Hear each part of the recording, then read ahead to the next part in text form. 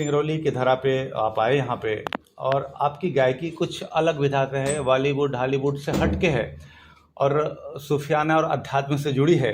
तो मैं चाहूँगा कि थोड़ा सा कैसे आप मतलब कैसे मैनेज करते हैं मुंबई में रह के, और आध्यात्मिक और ये सूफियाना कैसे मैनेज करते हैं, क्या कहेंगे आप? जी, मैं एक्चुअली आया हूँ आध्यात्म से संगीत में।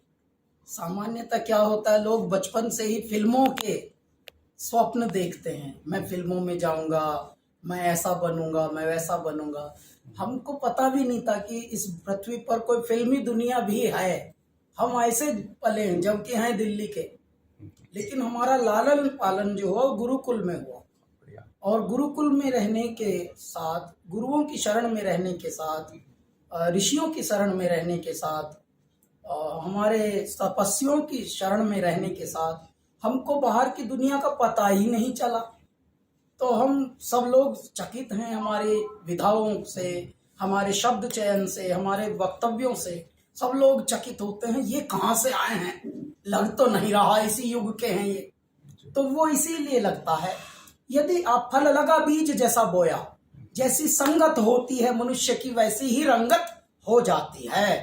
उठाकर आप किसी भी सर्प को, सांप को देखिए, हल्दी जर्दी ना तजे खटरस तजे ना आम, अपना स्वभाव मूल तजते नहीं। लेकिन सांप को भी एक तपस्वी के पास छोड़ दीजिए, वो सांप तपस्वी जैसी हरकतें करने लगेगा। तो संगत जो है वो मनुष्य की रंगत बदल देती है। हम जो हैं वो संगत की ही उपज हैं। तो हम ऋषियों के, संतों के शरण में पले बड़े हैं। मैं बाल्य अवस्था से घर छोड़कर भाग गया था, दिल्ली छोड़ दी मैंने, मैं ऋषिकेश भाग गया, पर्वतों में भाग गया, हिमालय में। सब वहाँ हम ऐसे पैदल घूमे बहुत, हम पगले थे तब तो उम्मीद। कितने साल तक आप आश्रम में और घर से बाहर रहे? हम सब 15-20 साल हमारा जीवन उसी में बीता। हम तो तब अपने आप को काउंट नहीं करते थे, सोचते थे हम जिएंगे ही नहीं। जब जिएंगे ही नहीं तो क्यों ना परमात्मा में विलीन होकर ही मरे। तो वैसा जीवन था। लेकिन मेरे बाबा ने हमको 2 बार ऐसे झटके से भगाया, बाहर फेंका मौत से। मौत के मुंह में थे हमने जंप कर दिया था गंगा जी में, लेकिन उन्होंने ऐसे हमको निकाल कर ऐसे झाड़ के, एकदम जैसे कोई मछली को झाड़ रहा हो, ऐसे फेंका बाहर। आज हम हैं, हम आप लोगों के कैलाश के हैं। तो आप मुंबई में रहते हैं, वहाँ की बड़ी चमक धमक की दुनिया रही है, तो आप ये अध्यात्म में और ये कैसे बैलेंसिंग कैसे करते हैं, क्योंकि वहाँ पे सब प्रोफेशनल लोग रहते हैं, तो कैसे हम शिव के अनुगामी हैं, और शिव के अनुगामी जो होंगे वो संतुलित होते हैं। क्यों? शिव का मतलब ही संतुलन है, जो नियंत्रण में रहे। देखिए 3 लोक कैसे अपनी अपनी जगह टिके हुए, वरना ऊपर से अंबर ना गिर जाए कभी भी।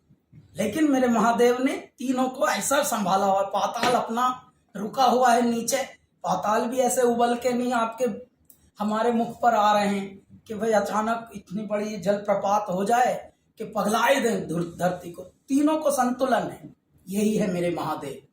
और जो ये महादेव का मतलब नियंत्रण, जैसे मरा करने से राम बन जाते हैं, आप वशी वशी वशी वशी वशी वशी वशी वशी वशी ये हो जाता है।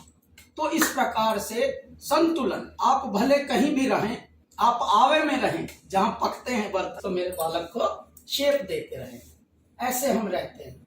आप रहिए कहीं भी,